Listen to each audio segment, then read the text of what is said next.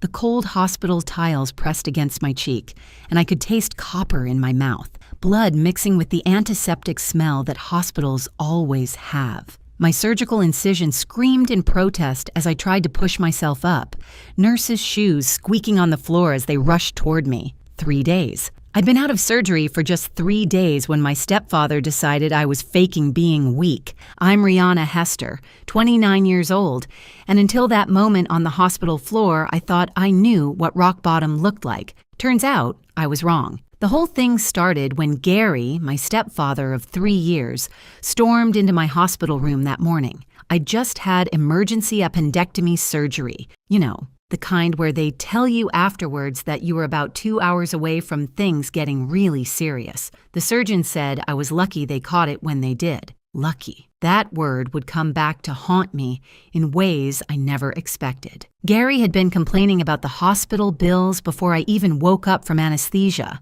My mom sat quietly in the corner, the way she always did when Gary got going about money. She developed this skill of becoming almost invisible, shrinking into herself whenever his voice rose above normal conversation level. 3 years of practice had made her an expert at disappearing while still being in the room. That morning, he'd worked himself into one of his special rages, the kind where his face turned this interesting shade of purple that reminded me of those beets nobody actually likes, but everyone pretends to eat because they're healthy. He kept going on about how I needed to start earning my keep, how his hard-earned money wasn't going to support a freeloader. Mind you, I'd been working 2 jobs before my appendix decided to throw its dramatic tantrum, and I'd been paying rent to live in my childhood home ever since Gary moved in and decided he was the king of the castle. When I told him I couldn't work yet, doctor's orders were at least 2 weeks of recovery, that's when it happened. The slap came so hard and fast that I didn't even see it coming. One moment I was propped up in the hospital bed, the next I was on the floor, my IV stand crashing down with me, the machine it was connected to screaming its electronic protest. The metallic taste filled my mouth as my hands shook, not from fear, but from the shock of it all. Gary stood over me, his bowling league championship ring, the one he never stopped talking about winning in 2019, had caught my lip when he hit me. He was yelling something about how I needed to stop pretending, stop being dramatic, stop costing him money. The irony wasn't lost on me that he was creating quite the dramatic scene himself, especially when 2 nurses, a security guard, and eventually 3 police officers rushed in. You should have seen Gary's face when those officers walked in. It went from purple rage to white shock faster than his Corvette that he claimed could do 0 to 60 in 4.2 seconds, though we all knew he'd never actually tested it because he was too cheap to waste the gas. He immediately started trying to explain how this was all a misunderstanding, how he was just trying to give me some tough love, how kids these days, and yes, he called me a kid even though I was pushing 30, needed discipline. Officer Martinez, a woman who looked like she'd seen enough domestic violence cases to write a book about them, wasn't buying what Gary was selling. She took one look at me on the floor, blood on my hospital gown, nurses frantically checking my incision to make sure it hadn't reopened, and her jaw set in that way that meant someone was about to have a very bad day. And for once, it wasn't going to be me. My mom finally found her voice, but only to defend Gary, explaining how stressed he'd been with all the medical bills. The words came out of her mouth, but her eyes told a different story. There was something there, fear maybe, or just complete exhaustion from 3 years of walking on eggshells. She'd aged a decade since marrying Gary, and not in that graceful way some people do. This was the kind of aging that comes from constant worry and never knowing what mood would walk through the door each evening. Mrs. Chen, my elderly roommate who was recovering from hip surgery, pressed her call button repeatedly, demanding to give a witness statement. At 83, she had 0 patience for what she called men who think their fists make them important. She'd survived the Cultural Revolution in China, she told the officers, and she wasn't about to stay quiet while some bowling league reject terrorized a young woman. Gary particularly didn't like being called a bowling league reject. That league was basically his entire social life and identity outside of making our lives miserable. The police made Gary leave the hospital, but they couldn't make him leave our lives. Not yet, anyway. He was back home before I was even discharged, acting like nothing had happened. Mom picked me up alone, making excuses about how Gary had to work, but we both knew he was probably at home, polishing that stupid Corvette and telling himself he was the victim in all this. Let me back up and explain how we got here, because nobody starts out living with someone who thinks it's acceptable to slap you around in a hospital. Gary had entered our lives like most predators do, dressed up as salvation. Before I continue, please hit that like button and let me know in the comments where you're watching from and what time it is there. Thank you. 3 years ago, Mom was drowning in debt from my late father's medical bills. Dad had fought cancer for 2 years before it won, and even with insurance, the bills were astronomical. I was working retail and freelance graphic design, contributing what I could, but it felt like trying to bail out the Titanic with a coffee cup. Then Gary appeared at Mom's book club of all places. He was someone's plus one, claimed to be a successful businessman who'd just moved to town for the small-town charm. He drove that Corvette, wore expensive-looking clothes that I later learned were all knockoffs from outlet malls, and seemed to have solutions to all our problems. The courtship was whirlwind, 6 months from meeting to marriage. He promised to take care of everything, to be the man of the house we needed. Red flags? Oh, there were more red flags than a Chinese parade, but when you're desperate, you become colorblind to red. He moved in immediately after the wedding, and that's when the real Gary started showing up. First, it was little things. He needed to be added to Mom's bank accounts to help manage the finances. Then he convinced her to put him on the house deed. For tax purposes, he said. My disability payments from a car accident I'd had 5 years ago, those needed to go into the household account he controlled for budgeting purposes. I was working 2 jobs despite my chronic pain, but somehow we were always broke, always behind, always needing to tighten our belts, while Gary's Corvette never missed an oil change. I started noticing things going missing. Not valuable things. Gary was smarter than that. But paperwork would disappear. Medical bills would vanish before I could review them. Insurance documents would mysteriously get lost in the mail. When I'd ask about them, Gary would pat me on the head like I was a confused child and tell me he was handling everything, that I shouldn't worry my pretty little head about it. The condescension dripped off his words like syrup off a pancake, sickly sweet and just as fake. Mrs. Chen from next door, not the same Mrs. Chen from the hospital. This one was Vietnamese and made the best spring rolls in the county. She tried to warn us. She'd seen Gary screaming at Mom in the backyard, seen him punch the wall so hard he left a hole that he made me patch up and paint over. But she was scared too. Gary had a way of letting people know he knew things about them. Where they worked, where their kids went to school, what time they walked their dogs. Nothing explicitly threatening, just enough to make everyone uncomfortable. The pattern became clearer after my surgery.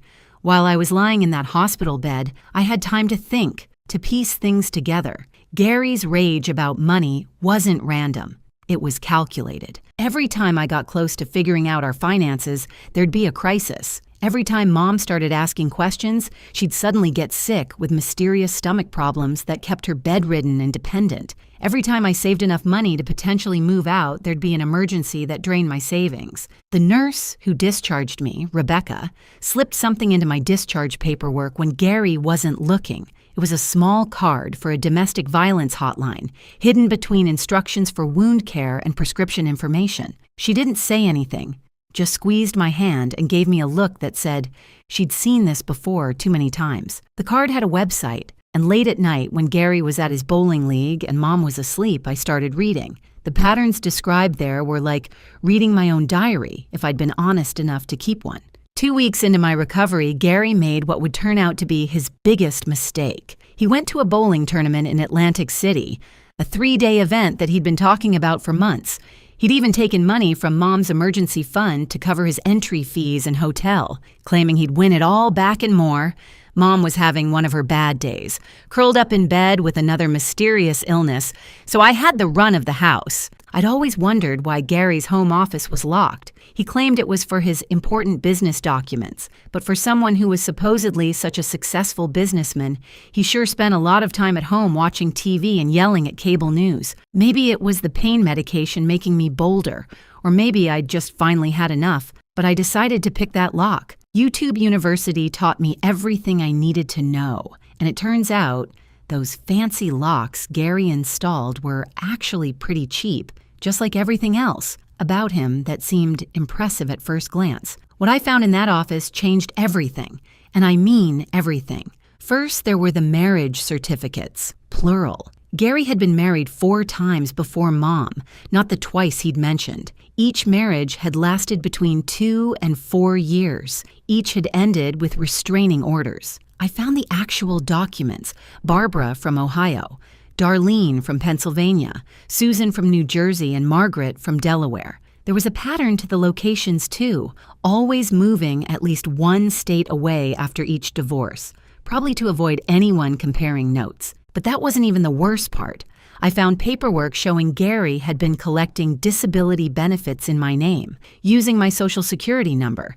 He'd been filing claims I knew nothing about, pocketing the additional money while telling me my benefits had been reduced. There were credit cards in my name I'd never applied for, loans I'd never taken out, my credit score, which I'd been carefully rebuilding after some stupid decisions in my early 20s, was destroyed. And then I found the life insurance policies, 3 of them on Mom, all taken out in the last year, all with Gary as the sole beneficiary.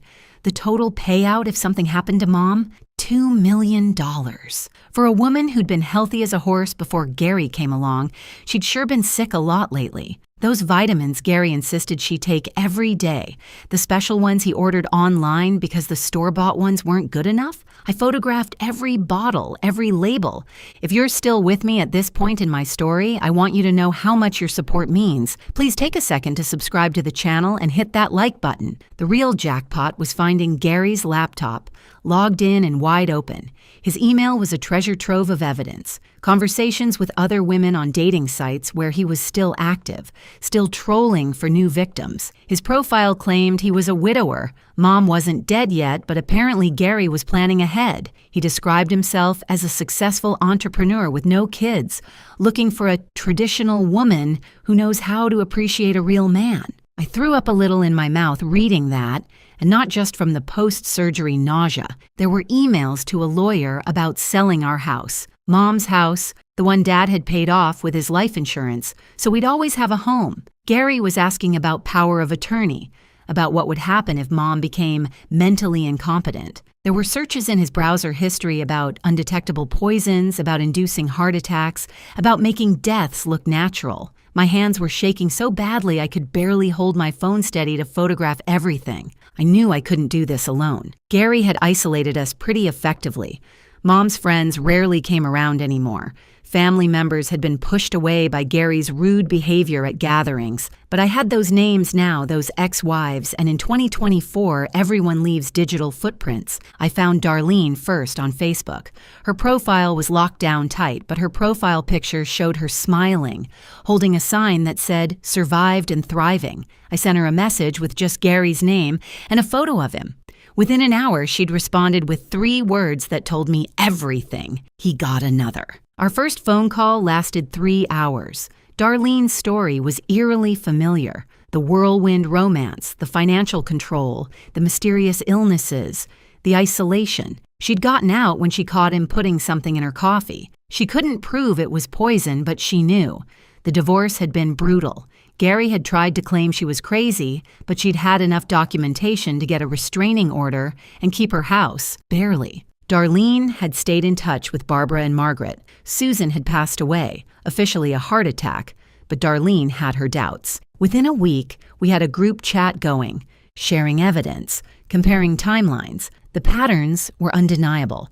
Gary even used the same lines on all of us, the same tactics, the same escalation timeline. We started calling ourselves the Gary Survivors Club, which sounds funnier than it felt at the time. Margaret, who was a paralegal, started helping me understand what kind of evidence would hold up in court. Barbara, who'd become an advocate for domestic violence survivors, knew all the resources, all the right people to call.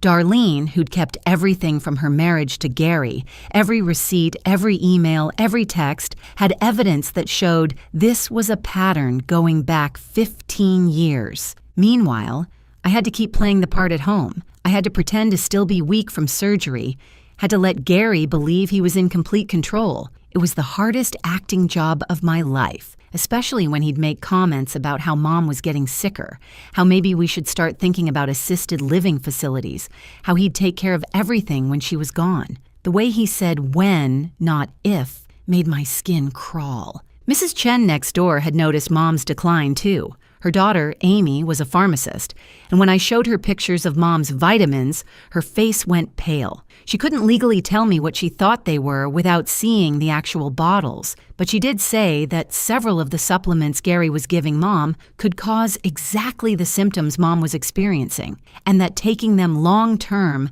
could cause organ failure.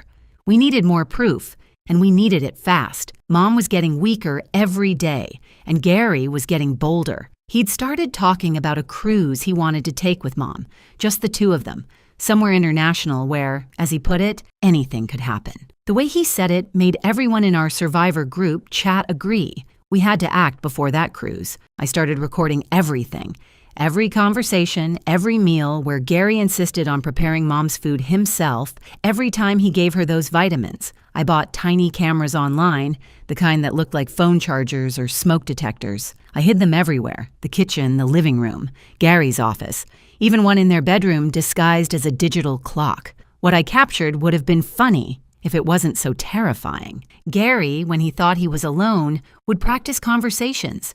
He'd stand in front of the mirror rehearsing what he'd say to police when Mom died. He'd practice crying, actually practicing fake tears like some kind of community theater reject. He'd count money that didn't exist yet, making plans for after his tragic loss. He even practiced his dating profile updates for after an appropriate mourning period, which, according to his timeline, would be about 3 weeks. The bowling league provided an unexpected break. Gary had been borrowing money from his teammates for a sure-thing business investment. He'd convinced 6 guys to give him their retirement savings, promising to triple their money in 6 months. The paperwork he showed them was completely fake. I know because I found the templates on his computer right next to tutorials on how to forge financial documents and best states for bigamy laws. Not exactly subtle, our Gary. 3 months after the hospital incident, Gary made his move.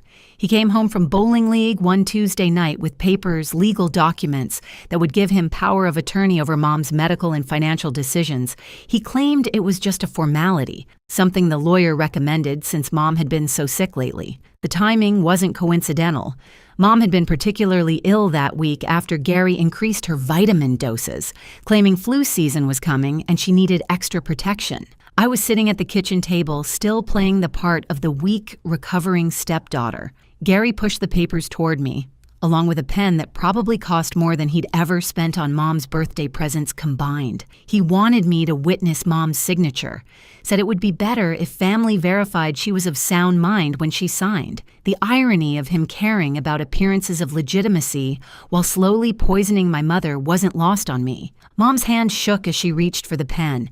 She looked at me with these hollow eyes, like she knew something was wrong, but couldn't quite figure out what. The vitamins Gary gave her, we'd figured out they included high doses of supplements that could cause confusion and memory problems when combined. Perfect for making someone appear mentally incompetent. I wanted to scream, to flip the table, to take that expensive pen and shove it somewhere Gary would need surgery to retrieve it. Instead, I did something better. I played along. "Gary," I said, putting on my best confused daughter voice, "shouldn't we have the lawyer here for something this important? I mean, just to make sure everything's legal and proper? You're always so careful about these things." His face did this interesting twitch, annoyance mixed with trying to appear reasonable. He couldn't argue without seeming suspicious, so he agreed to set up a proper signing for the next week. That gave us 7 days. 7 days to save Mom's life and put Gary where he belonged. The ex-wives group chat was buzzing with activity. Darlene had found something incredible.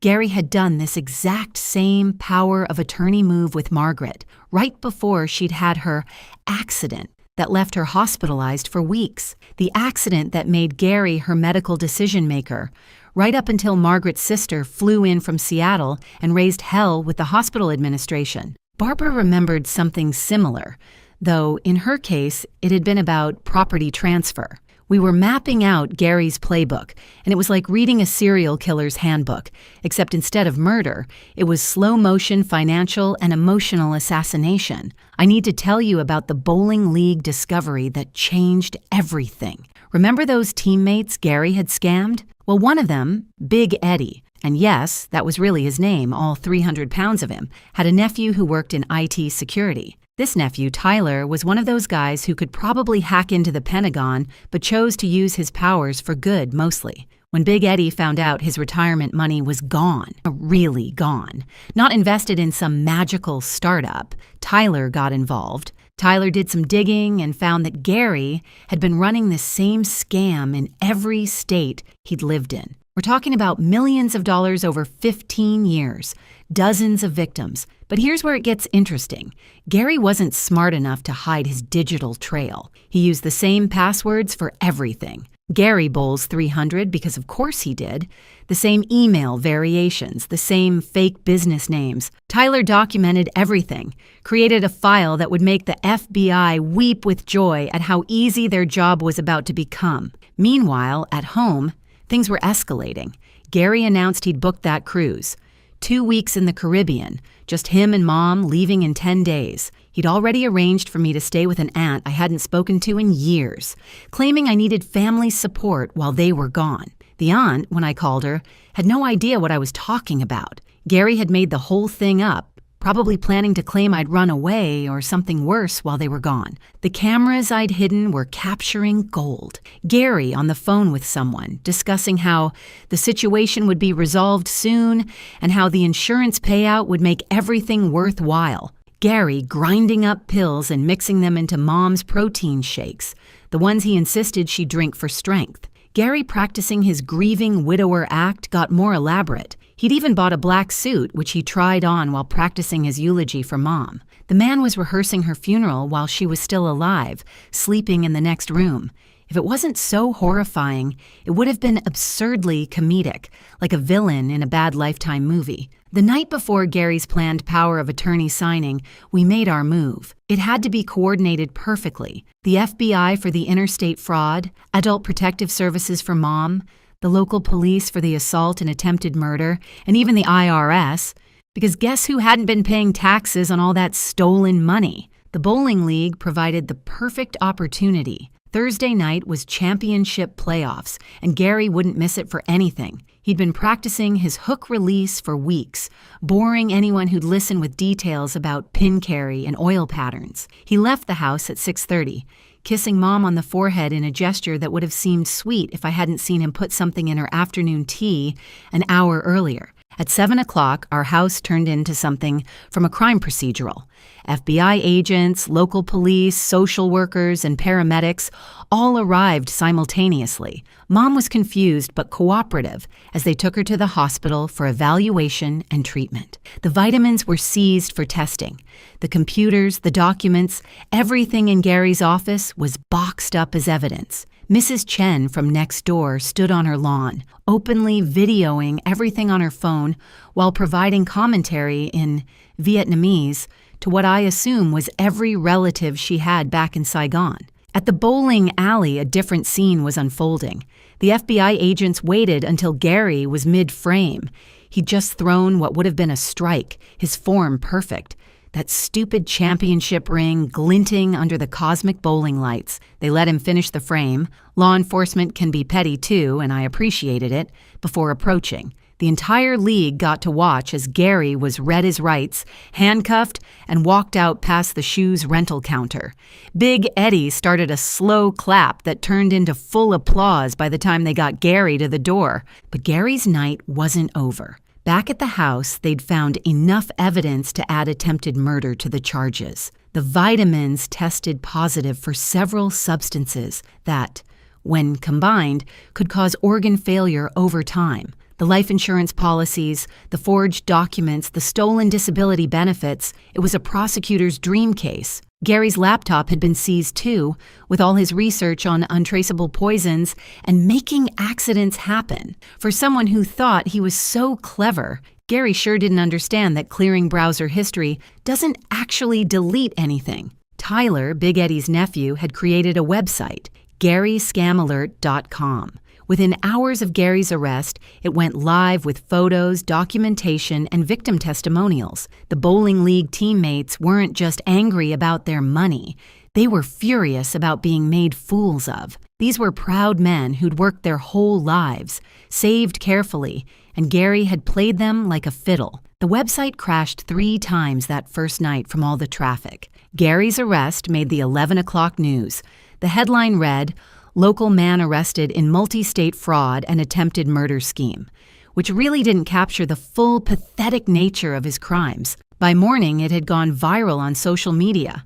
Someone at the bowling alley had filmed the arrest, and the video of Gary trying to explain to the FBI agents that this was all a misunderstanding while wearing those ridiculous bowling shoes became an instant meme. His workplace, oh yes, Gary actually did have a job, selling used cars at a dealership that advertised heavily during daytime TV, fired him via text message while he was still in custody. His boss later told reporters that Gary had been their worst salesperson anyway, spending most of his time trying to run side schemes with customers' trade-ins. The dealership actually saw an increase in sales after firing Gary, with customers specifically saying they'd stayed away because of him.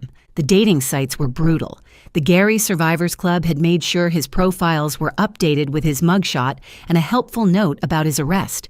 Women who'd been talking to him started sharing their conversations online. One woman posted that he'd asked her for a loan on their second date to help with his sick mother's medical bills. His sick mother had been dead for 15 years.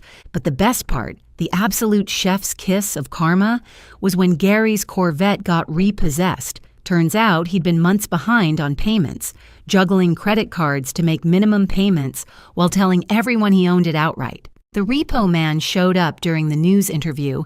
Gary's court-appointed lawyer was trying to give on our front lawn. The look on the lawyer's face as the Corvette was loaded onto the flatbed in the background while he tried to claim his client was innocent was priceless. The news anchor actually laughed on air.